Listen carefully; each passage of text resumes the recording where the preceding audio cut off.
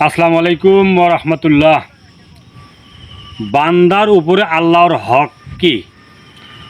মুআয ইবনে জাবাল রাদিয়াল্লাহু তাআলা আনহু থেকে বর্ণিত, তিনি বলেন যে আমি এবং আল্লাহ রাসূল এক উটের উপরে, আল্লাহ রাসূল সামনে এবং আমি পিছনে। আমাকে আল্লাহ রাসূল বললেন, মুআয। আমি বললাম, আল্লাহ রাসূল, আমি আপনার ডাকে সারা উপস্থিত, বলেন কি বলছেন। কিছুক্ষণ পর আবার চলতে চলতে একটু পরে বললো, মুআয। আমি বললাম, আল্লাহ রাসূল, আমি আপনার খেদমতে হাজির, কি বলছেন বলেন। আবার কিছুক্ষণ চুপ থাকার পরে আবার আল্লাহ রাসূল বললেন, মুআয ইবনে জাবাল। তখন আমি বললাম, আল্লাহ রাসূল, আমি আপনার খেদমতে হাজির, কি বলছেন বলেন। আচ্ছা মুআয, বলো তো, আল্লাহ বান্দার উপরে কি হক রাখে আর বান্দা আল্লাহর উপরে কি হক রাখে? তখন মুআয ইবনে জাবাল রাদিয়াল্লাহু তাআলা আনহু বললেন, আল্লাহ এবং আল্লাহ রাসূলই অধিক ভালো জানেন। এরপর কিছুক্ষণ চুপ থাকার পর আল্লাহ রাসূল বলছেন, মুআয, তুমি কি জানো যে বান্দার উপরে আল্লাহর হক, যে বান্দা আল্লাহকে ছাড়া অন্য কোনো জিনিসকে, ব্যক্তিকে, মানুষকে, জিনিসকে শরিক না করা, এটা হচ্ছে আল্লাহর হক। আল্লাহ চাচ্ছে যে আল্লাহর সঙ্গে কাউকে শিরক না করার। আর মানুষের হক হচ্ছে আল্লাহ যেন মানুষকে কষ্ট, শাস্তি, জাহান্নাম না দেয়। সম্মানিত উপস্থিতি, কাছের এবং দূরের যে যেখান থেকে আমাদের ভিডিও দেখছেন, আমরা নিয়মিত বিষয়ভিত্তিক আলোচনা করে থাকি, ইনশাল্লাহ থাকবো।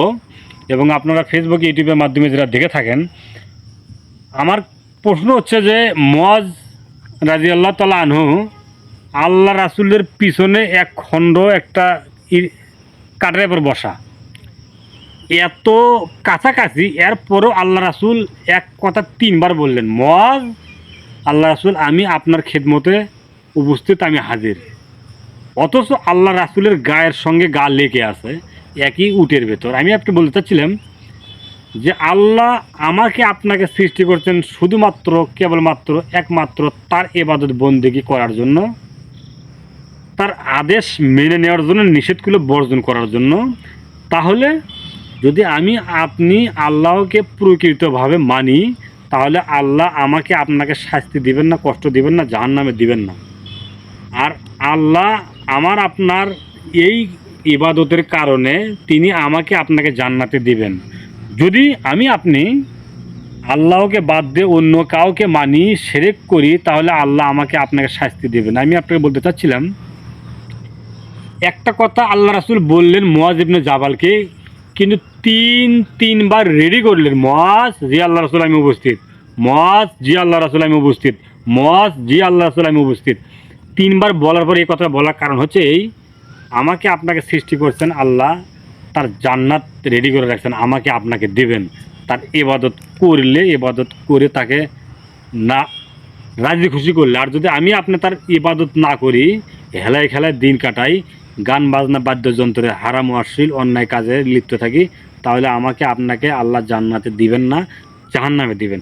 অতএব এখন আমরা যে যেখান থেকে ভিডিওটা দেখছি, আমাদের মাথায়, আমাদের অন্তরে, আমাদের মনে বিবেক আছে, মাথায় বুদ্ধি আছে, আমরা বিবেক দিয়ে কাজ করব। আল্লাহ কোনটা করতে বলেছেন, আল্লাহ রাসূলের পদ্ধতিতে সেটাই করব। যেটা করতে নিষেধ করেছেন তা বর্জন করব। প্রত্যেকটা মানুষকে হাদিসটা মেনে আমল করতে হবে যথাযথভাবে, মুহাম্মদ সাল্লাল্লাহু আলাইহি সাল্লামের পদ্ধতিতে। আসসালামু আলাইকুম ওয়া রাহমাতুল্লাহ।